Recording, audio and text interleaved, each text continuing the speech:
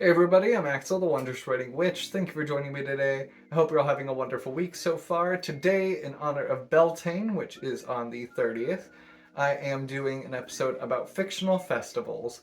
And if you have any fictional festivals, celebrations, or holidays you would like to mention, put them down in the comments. I'd love to chat with you guys down there. Otherwise, here are some of my favorite fictional festivals.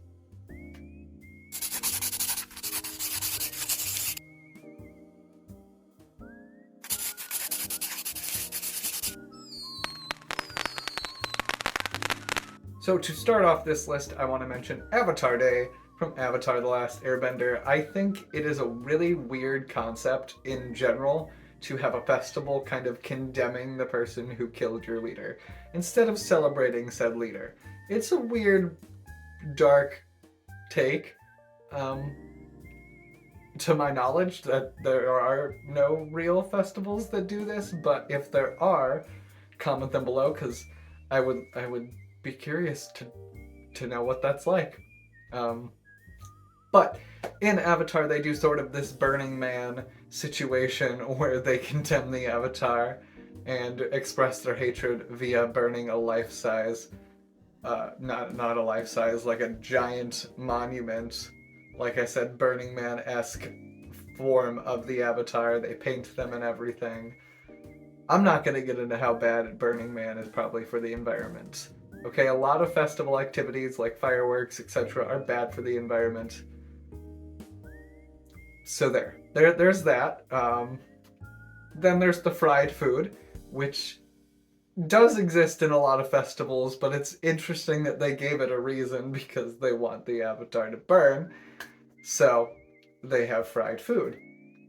Then later, once the Avatar has saved the day, they have unfried dough, and that's gross. That is, like, it's not cookie dough, and if it is cookie dough, they had like a whole bowl of it. Like, there's only so much cookie dough you could eat, right? Like, it gives me the heebie-jeebies.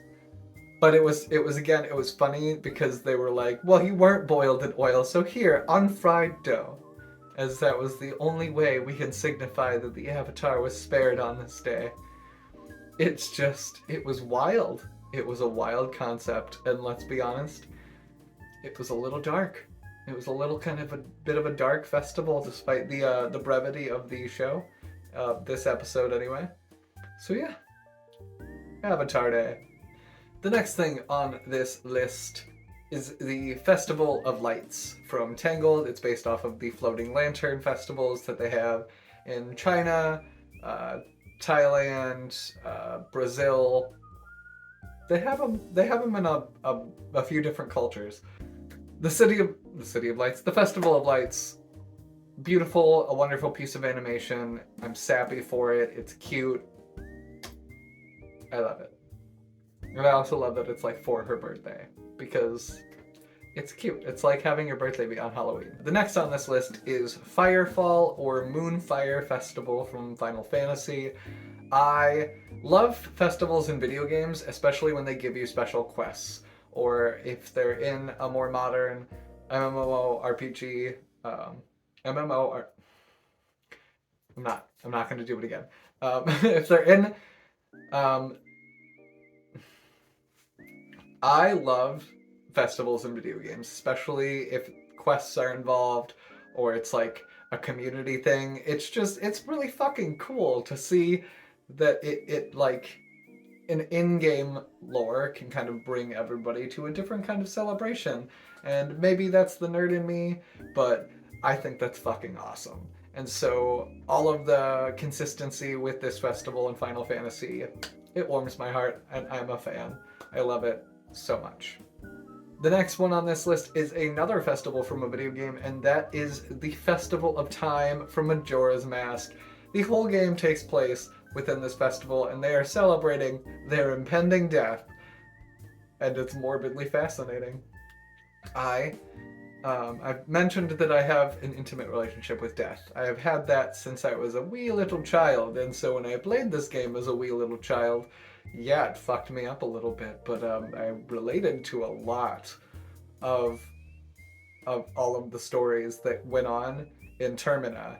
And whether they admit it or not, art is subjective to the eye of the beholder, and enough people view that game as like the stages of grief, and I'm a fan of that theory. So excited for Tears of the Kingdom.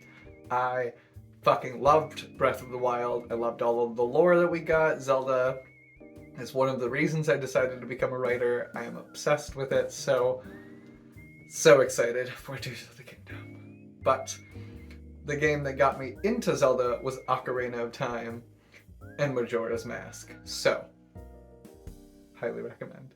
So the last one I want to mention on this list comes from yet another video game, Kingdom Hearts 2. And that game delivers a lot of feels, and one of those moments is during the end of the summer festival. I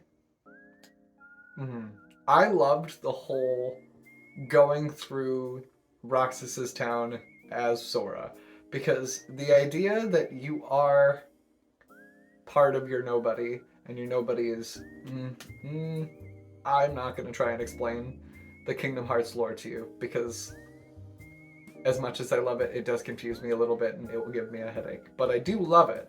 And so it was just a really weird catharsis that you acquired from going through the 7 wonders or whatever. And it was neat. Are those 2 different parts? It's been a minute since I played this game. If those are 2 separate parts, feel free to call me an idiot because I don't remember, but now I want to go replay it. But I'm on a Zelda hole right now, so it'll be on the back burner. It's got great replay value, and I'm gonna make my way through it once I'm done with Tears of the Kingdom. I'm trailing off again. It's been a minute since I've had to film a video because I had so many prepped before surgery. I will be doing a dental update here in a little while. It went well, and I have been awesome on the healing train. So, until next week, I will see you guys later. If you could please the algorithm gods and like, subscribe, ring the bell, and then comment below. I'd love to chat with you guys down there. Until next week, spread all the love and joy you can. Bye!